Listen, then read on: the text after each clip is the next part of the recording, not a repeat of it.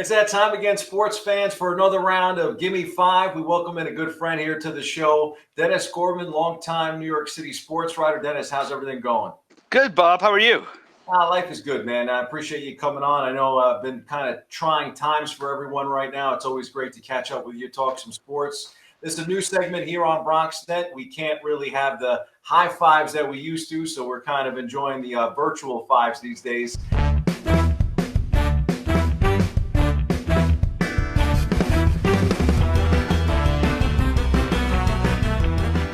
Toast of the town right now is the New York Islanders. So, are the Isles for real? Question one.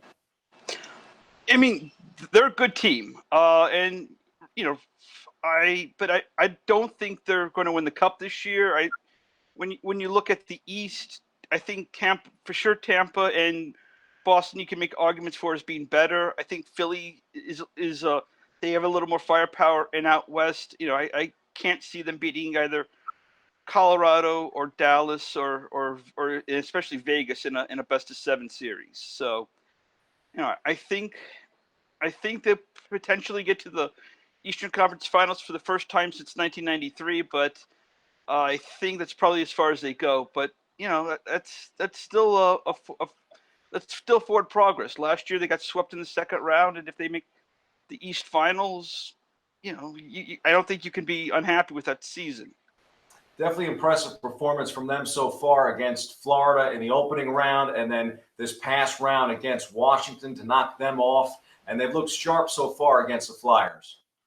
Yeah, absolutely. And I think you're probably going to get to this question in a second, but they've completely bought into Barry Trotz's system and the way Lou Lamoriello has his teams.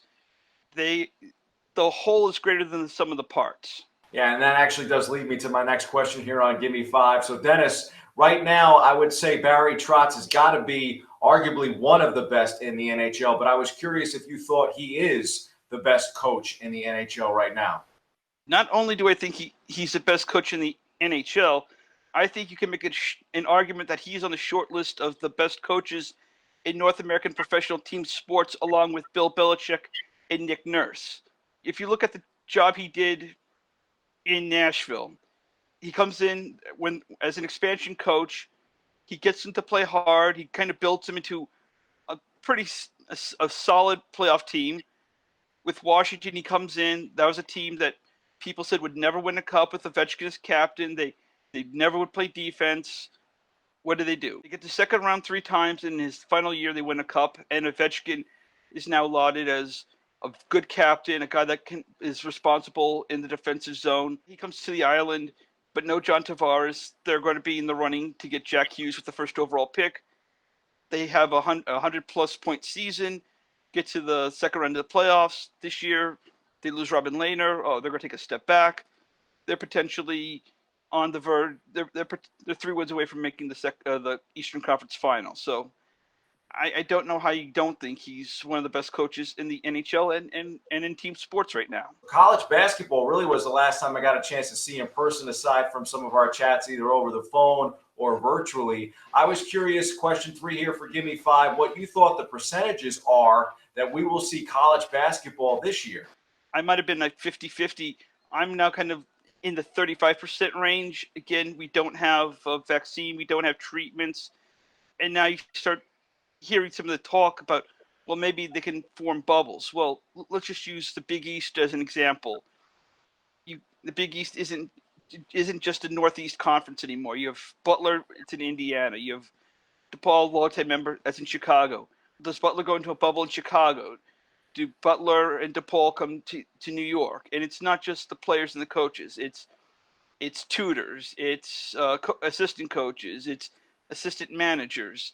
And again, they're college kids. I think we're all old enough to acknowledge that college kids don't maybe always make the best decisions, and I certainly didn't. And I just don't know how you can guarantee having, maybe 100, well more than 100 people in hotels in New York, New Jersey, Philly, and guarantee that, they'll be in their rooms or they'll be in the study hall without, going out and seeing what life has to offer. So it begs the question, since the NHL and the NBA have done a better job with the pandemic so far because of their bubbles, do you think the National Football League, the NFL, will be doomed this year because they don't have a bubble? Yeah, I hate to be pessimistic, but I do think they're doomed.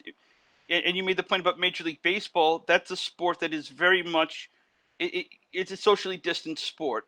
Maybe there's a guy slides into second, slides into third, or well, there aren't places to play at home anymore, but there's usually about 6 feet of space between players.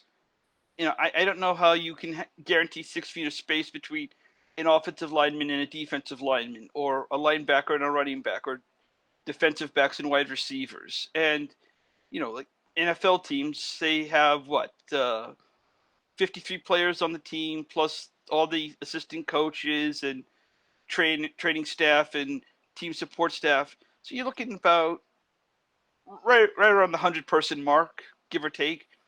So you have to keep those 100 people inside a bubble the practice week, then travel to cities. And you start looking at cities like Atlanta.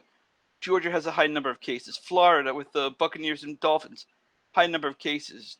Dallas and Houston, Texas, high number of cases. How do you guarantee that those players won't contract COVID-19 going to those cities, or players in those cities? How do you guarantee that they don't contract it because they went out after practice or after a game? There just seems to be too many negative variables for me to think this goes off without a hitch. Dennis, too, I think it's interesting how the different organizations have played this out as well. I mean, it looks like no fans for the entire season. That was the announcement here in New York and the tri-state with the Jets and the Giants. But then you look at organizations like the Green Bay Packers, who, of course, are so linked to their fan base. They are trying their best. They make the announcement, okay, first couple games, probably no fans, but we're going to try to have fans for the rest of the season.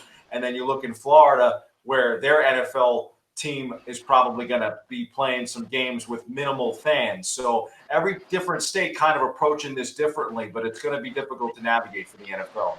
Exactly. And the problem is, and you can kind of extrapolate this to how America has handled this. There hasn't been strong leadership from the top. There hasn't been any kind of set plan.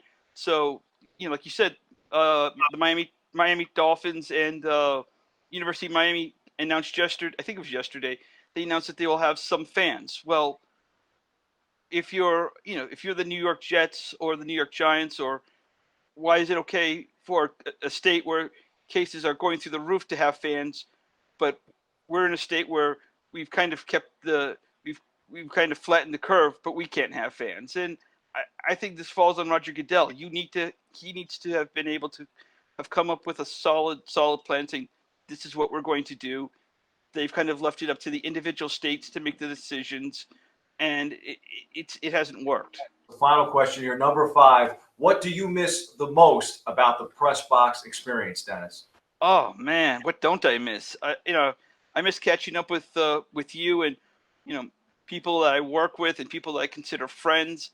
I miss physically being at a game and watching and having the opportunity to write and report about something happening every day that's new and different. Basically, I miss being able to do my job. I know I'm not alone in that. I know a lot of people are missing the opportunity to do their jobs with the unemployment numbers being what they are. But yeah, I'm not going to take this for granted.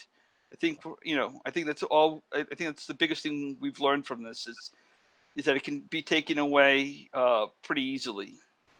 Yeah, absolutely. And that's why, again, here at BronxNet, we wanted to encourage all of the fans at home to try to do the right thing. Right now here in New York and the tri-state, it's all about wearing the masks, washing the hands, social distancing, and doing our best to stay healthy. So we really appreciate you taking the time here on Gimme 5. It was great to get your perspective on some things going on around the world of sports, Dennis. Always good to see you.